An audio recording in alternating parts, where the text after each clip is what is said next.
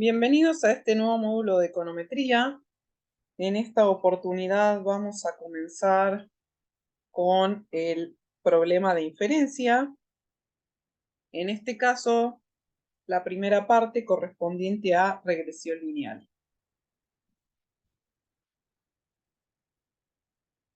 A diferencia de la estimación puntual, vamos a poder construir intervalos alrededor de el parámetro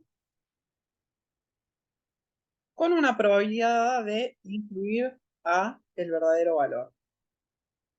Buscamos hallar entonces qué tan cerca se encuentra el estimador del valor poblacional de beta 2.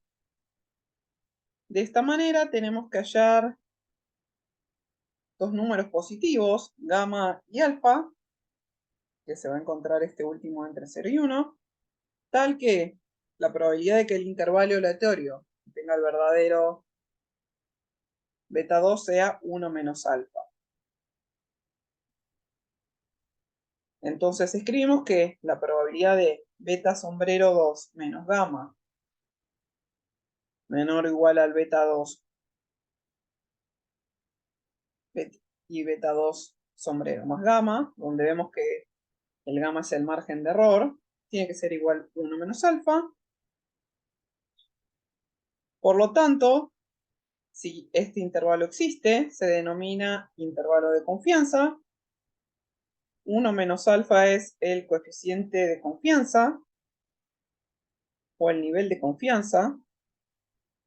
Y alfa va a estar entre 0 y 1. Es el nivel de significancia que lo que nos está indicando es la probabilidad de cometer el error de tipo 1. Es decir, de rechazar una hipótesis verdadera. En tanto, los extremos del intervalo se conocen como los límites de confianza o muchas veces también son denominados valores críticos.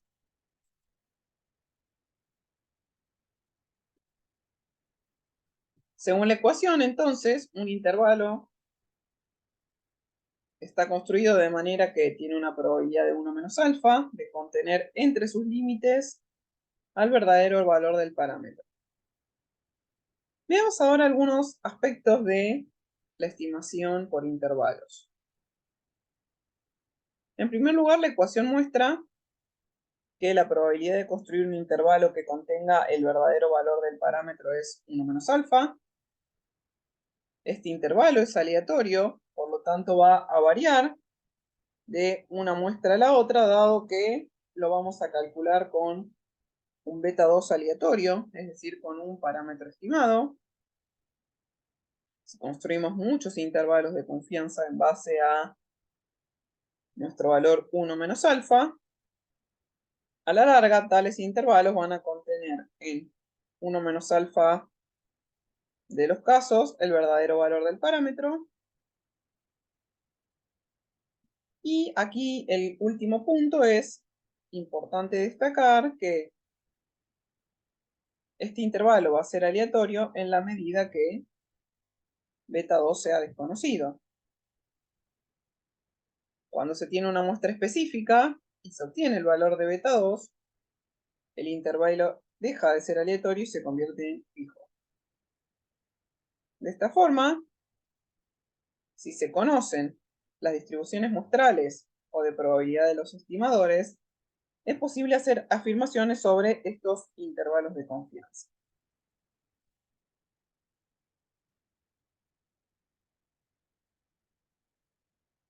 Una vez definidos grandes rasgos las particularidades de los intervalos de confianza, pasemos a la estimación de estos para los coeficientes del modelo de regresión.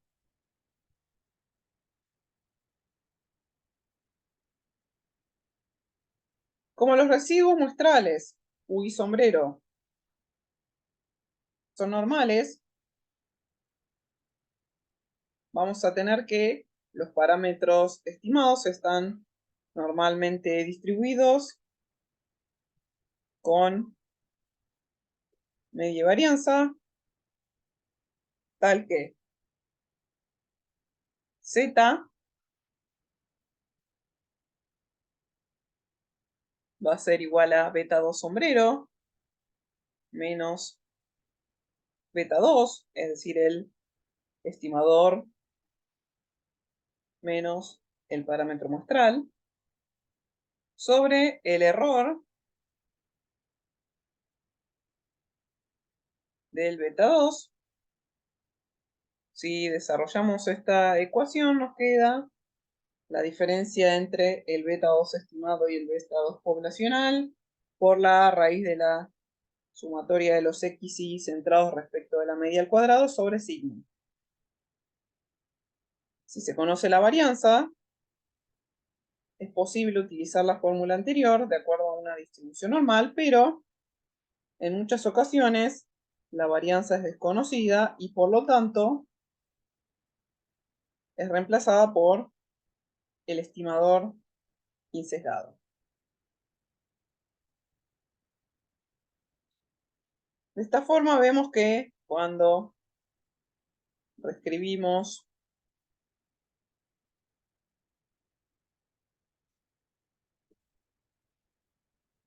queda una distribución T, numerador nos queda exactamente igual que en el caso anterior, el beta 2 sombrero menos el beta 2, el estimador menos el parámetro sobre el error estándar del estimador. Y en nivel de fórmula lo único que nos modifica es el denominador, que es el estimador insesgado. Recordemos, sí, que cuando utilizamos el estimador insesgado vamos a tener que utilizar una distribución T con n-2 grados de libertad. De esta forma, el intervalo de confianza con la distribución T es la probabilidad de T alfa sobre 2 menor o igual a T menor o igual a T alfa sobre 2 igual 1 menos alfa. Vemos que como el intervalo de confianza siempre es a dos colas, cargamos la mitad de la probabilidad de cometer el error de tipo 1 de cada lado. Si reemplazamos T por nuestro valor, vemos que nos queda la probabilidad menos T alfa sobre 2 menor o igual al beta 2 sombrero menos beta 2 sobre el error estándar de beta 2 sombrero menor a T sobre alfa sobre 2 igual 1 menos alfa. Despejamos el beta 2 y nos queda que la probabilidad de beta 2 menos T alfa sobre 2, error estándar del beta 2 sombrero, es menor o igual al beta sombrero, y del otro lado lo tenemos con igualdad. Vemos entonces que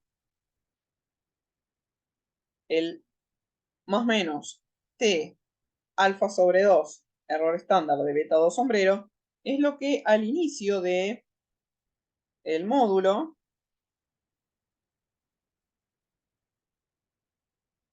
era lo que llamábamos gamma.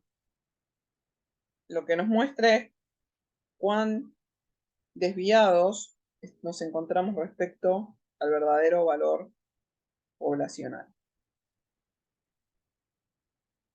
Así como hacemos para el parámetro beta 2, hacemos lo mismo para el parámetro beta 1, y la amplitud del intervalo de confianza va a ser proporcional al error estándar.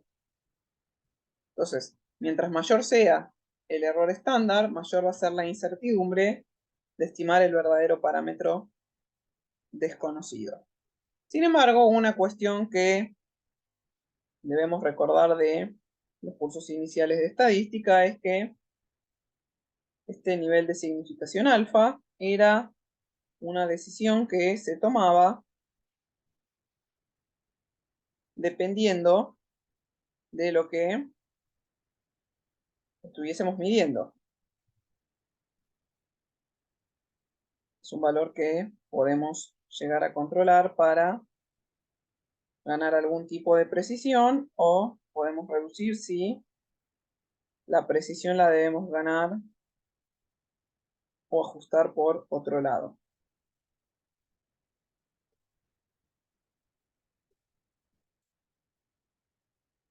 Así como vemos intervalos de confianza para los parámetros, recordemos que los parámetros estimados corresponden a estas estimaciones lineales que realizamos. También podemos realizar intervalos de confianza para la varianza. Según el supuesto de normalidad, la variable y cuadrado va a seguir una distribución con n-2 grados de libertad. Y para hallar los valores críticos, vamos a buscar en la tabla y cuadrado de alfa sobre 2 y de 1 menos alfa sobre 2. A diferencia de la distribución normal y de la distribución t, la distribución y cuadrado no es simétrica, por lo tanto tenemos que buscar dos valores en la tabla. Vemos entonces en el caso de esta gráfica, si tenemos un alfa de 0,05, es decir, del 5%, el límite inferior va a ser 1 menos alfa sobre 2, entonces va a ser un y cuadrado de 0,975 con n menos 2 grados de libertad. El límite superior va a ser un y cuadrado de alfa sobre 2. También con los mismos grados de libertad que el límite inferior. Luego, el valor contra el que tenemos que comparar el valor de la tabla, lo calculamos como y cuadrado es n-2 por la varianza estimada sobre la varianza poblacional. Comparamos y de esta manera vamos a construir nuestro intervalo de confianza. Vemos entonces que nos queda la probabilidad de y cuadrado 1 menos alfa sobre 2 menor o igual a y cuadrado, menor o igual a y cuadrado de alfa sobre 2 igual a 1 menos alfa. Reemplazamos el y cuadrado por este valor crítico que analizamos anteriormente, y cuando despejamos la varianza poblacional, nos queda que el límite inferior va a estar dado por n-2 por la varianza muestral sobre y cuadrado de alfa sobre 2, y n-2 varianza estimada sobre y cuadrado de 1 menos alfa sobre 2. Vemos que terminamos siempre despejando nuestro valor del parámetro poblacional, debido a que es aquello que no tenemos información, aquello que estamos desconociendo.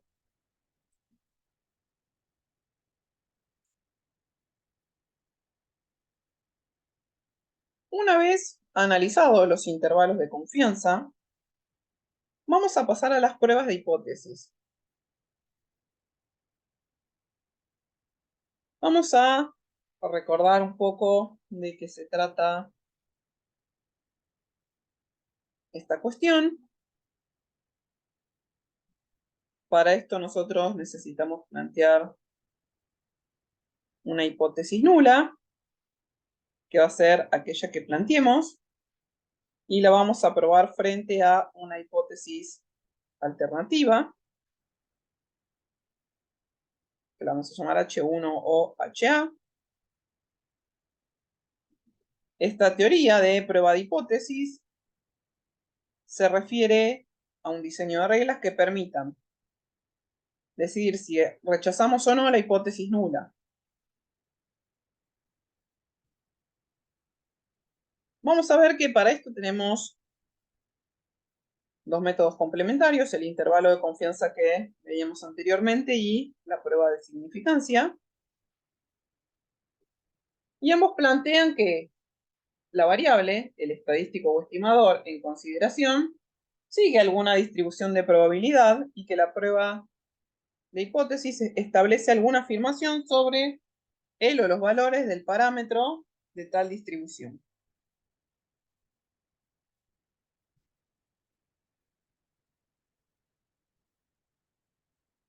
Veamos entonces cómo armamos un intervalo de confianza. En primer lugar, es una prueba de hipótesis para dos polas o bilateral.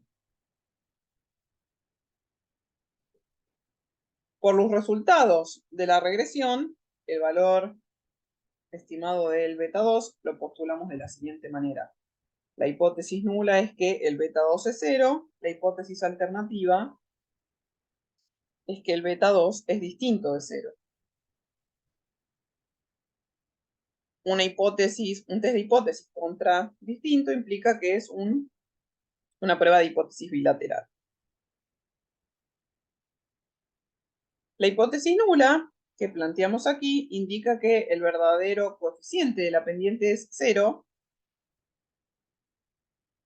y la hipótesis alternativa plantea que es mayor o menor a 0.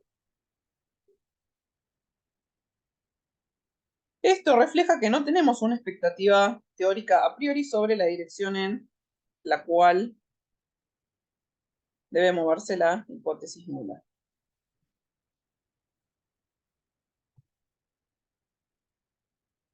De esta forma, vemos que el intervalo de confianza que habíamos confeccionado anteriormente nos proporciona un conjunto de hipótesis nulas posibles. Vemos nuevamente este intervalo de confianza, tal como lo calculamos previamente, y vemos que los valores de beta 2 se encuentran dentro del intervalo con una probabilidad de 1 menos alfa de confianza. Por lo tanto, si no rechazamos la hipótesis nula, de alguna manera podemos inferir que el verdadero valor de beta 2 se encuentra en la región. En tanto, si rechazamos la hipótesis nula, no tenemos evidencia estadística para decir que se encuentra en la región. De esta forma, entonces, planteamos nuestra regla de decisión y es que en el caso que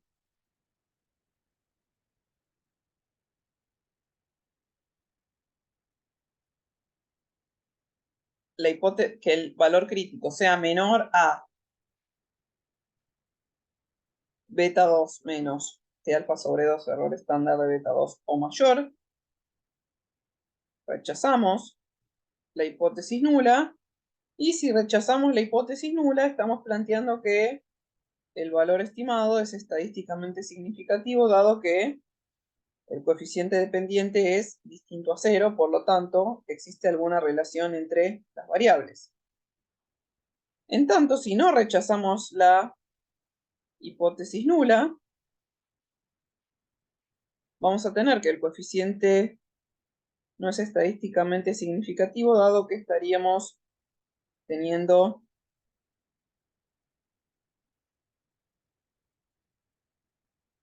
un coeficiente de pendiente nulo. Por lo tanto, se indicaría que no existe relación entre las regresoras y la variable explicada.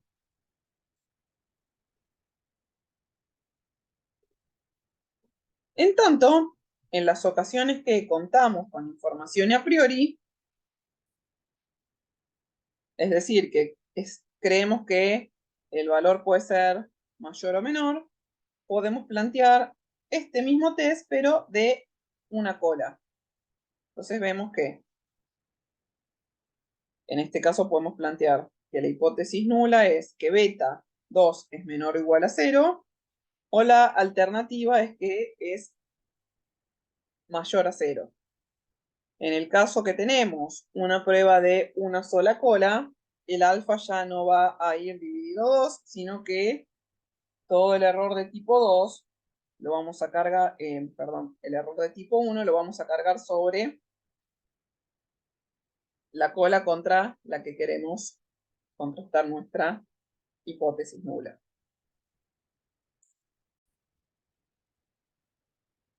De esta forma,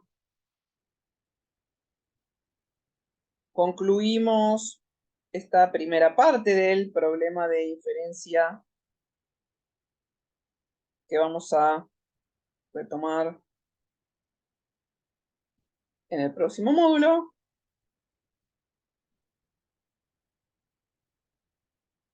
Espero que esta información haya sido de mucha utilidad. Para continuar el estudio los espero en el próximo. Muchas gracias por su atención. Que estén muy bien.